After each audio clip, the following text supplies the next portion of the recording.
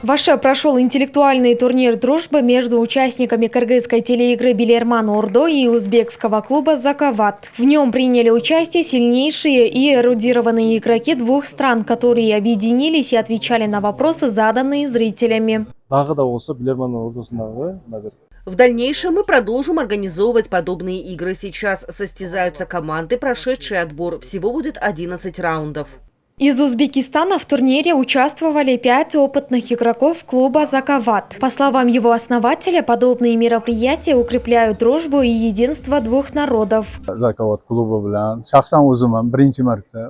Я впервые приехал в город Ош вместе с интеллектуальным клубом «Заковат». По-моему, эта игра будет очень интересной. Клуб «Заковат» уже 25 лет объединяет образованную молодежь. Сейчас играют участники уровня магистратуры, и я верю в них. Команды из двух стран отвечали на вопросы по истории, в том числе современной, культуре и логике. В первый день мероприятия они соревновались друг против друга. Во второй день самые опытные игроки сыграли против зрителей.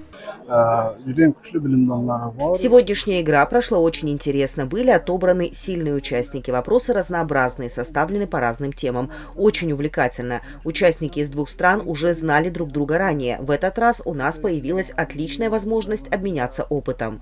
Из 11 зрительских вопросов команды Кыргызстана и Узбекистана дали правильные ответы на 6 и разделили победу. В итоге первое место заняла кыргызская команда «Миллион», набрав 13 баллов. Второе место – узбекская команда «Алты Арык». До этого дружба между нашими странами укреплялась в различных сферах. Мы очень рады, что теперь такое сотрудничество происходит и в интеллектуальной среде.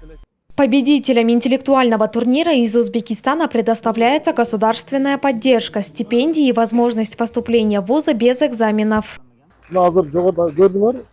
Президент Узбекистана активно поддерживает образованную молодежь своей страны. Благодаря этому их клуб достиг высокого уровня развития. Мы тоже надеемся на подобную поддержку. Напомним, что узбекский клуб «Заковат» ведет свою деятельность уже более 25 лет, а интеллектуальная игра «Билерман Ордо» выходит в эфир на телеканале ЛТР уже более 15 лет, способствуя развитию знаний у молодежи.